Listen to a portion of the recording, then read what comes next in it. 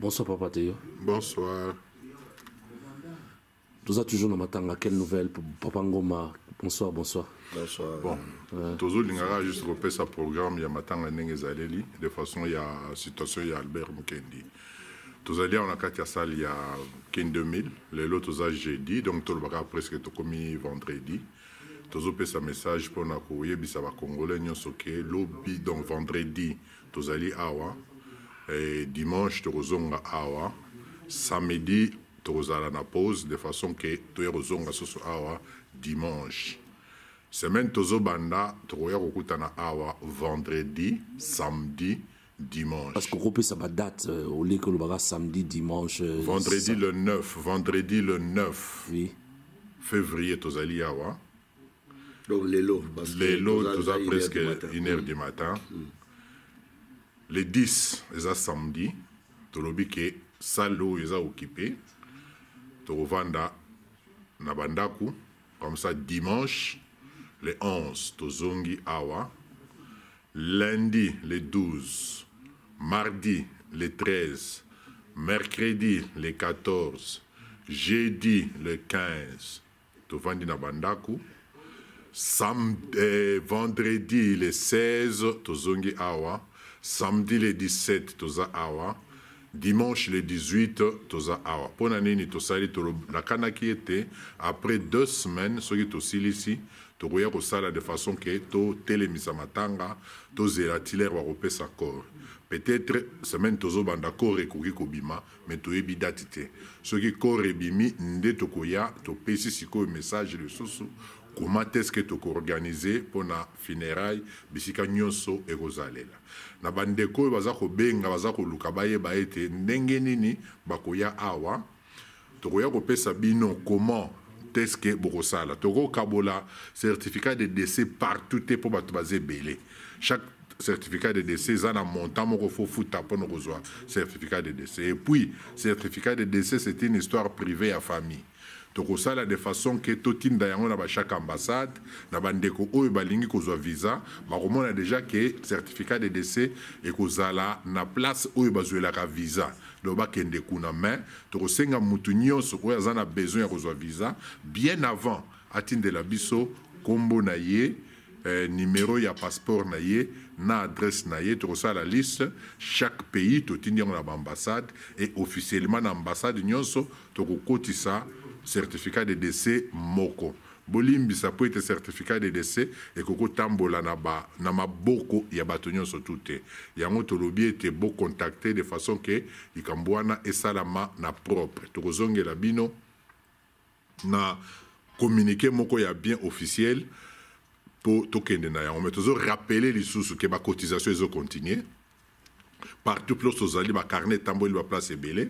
Carnet ya rouge ezawana ezana caché ya UDPS ezana signature bandeko tout ça là été to honoré ndeko na biso o ya tiki biso atiki pe famille de façon que to kundaye na ba honneur nyonso boyebi ete mabele cimetière makambu nyonso ezosenga mbongo ça le peuple place to koyamba bato kolia ya bato nyonso oyo tokotikela ngo famille te yango toza kosenga na mutu nyonso amekana ko contribuer ba carnet za partout oyo monique côté ozali il y a possibilité ya yo kosala pe cotisation o aider baninga o kongola mbongo benga biso na numéro na biso tokotinda carnet ou be yaka okozwa carnet o lekape o salela communauté pe musala yango le soso tolobi boy vendredi lelo le 9 bandeko nyonso bazana ba carnet oyo basa basali cotisation baya awa na kati ya salle ya papakas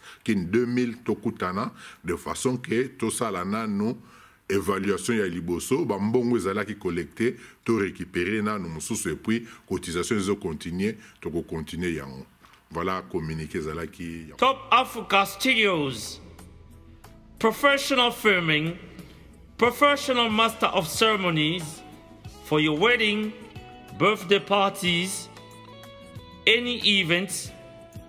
Contact Top Africa TV or Mr. Johnson Kito 0742 45 47 148 or on 07932 35 51 98 or drop an email on johnsonkito@googlemail.com. Facebook, Johnson Kito, Top Africa Magazine, Top Africa TV. Professional filming, Professional Master of Ceremonies, Top Africa Studios. Pour tous vos filmages professionnels et maître des cérémonies professionnelles dans vos fêtes de mariage, anniversaires et autres cérémonies, contactez Top Africa TV ou Monsieur Johnson Keto au 0044 742 45 47 148 ou encore au 079 32 35 51 98. Email johnsonketo en un seul mot @googlemail.com. Facebook Johnson Keto, Top Africa Magazine, Top Africa TV ou encore visitez notre site www.topafricamagazine.net. Pour tous vos filmages, appelez un professionnel, vous ne serez pas déçus. Je crois que le président Théosia Lobinyoso, si je dois ajouter quelque chose, et vous a plus par rapport à la sensibilisation, surtout dans le fond, parce que tu as vraiment toujours qu'il dans l'ombango, photo bandaza ko bouquet, cimetière tout bouquet salle avant, alors ils ont 5 ans solo. Oyo nyonso na sakité à sala tout à sakité. Bon, du reste, je crois que au lieu de se répéter, n'a insisté qu'à sur le programme il y a matin dans la salle à 2000. Donc, na zongeli vendredi les lotos aliao. Et pour tout ça, 1h du matin, on va vendredi. Vendredi 9. Vendredi 9. Samedi, ça les a occupés. Donc, dimanche, tu as nulle part samedi. Ouais. Dimanche, tu as le dimanche le 11. Après ça, tu as là. Matanga kaka. Le vendredi, il y a la semaine prochaine. Samedi, na dimanche. 3 jours où on en est pendant la province, va bien y belé, tu es bien jour barouya yangwana. Voilà, Johnson Kento, mais basala attentif, j'insiste. Basala attentif, balanda, parce que tout peut chambarder. Sur le possible corps tantôt, Mambero chambarder, mais pour le moment, c'est le programme que nous retenons avec l'accord de la famille. Voilà. Merci Bandeko.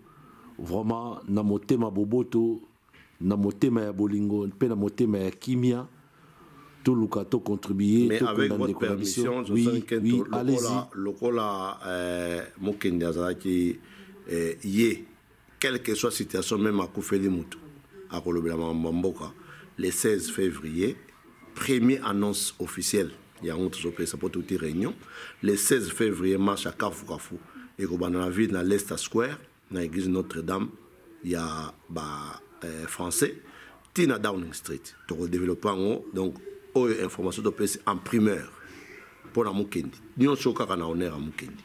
Voilà, place nation ici. Merci beaucoup. Top Africa Studios, professional filming, professional master of ceremonies for your wedding, birthday parties, any events. Contact Top Africa TV or Mr. Johnson Keto 0742 45 47 148 or on 07932 35 51 98 or drop an email on johnsonkito@googlemail.com. Facebook Johnson Keto, Top Africa Magazine, Top Africa TV. Professional filming, professional master of ceremonies, Top Africa Studios. Pour tous vos filmages professionnels et maître des cérémonies professionnelles dans vos fêtes de mariage, anniversaires et autres cérémonies, contactez Top Africa TV ou Monsieur Johnson Keto au 0044 742 45 47 148 ou encore au 079 32 35 51 98. Email Johnson Keto en un seul mot @googlemail.com. Facebook Johnson Keto, Top Africa Magazine, Top Africa TV ou encore visiter notre site www.topafricamagazine.net. Pour tous vos filmages, appelez un professionnel, vous ne serez pas déçus.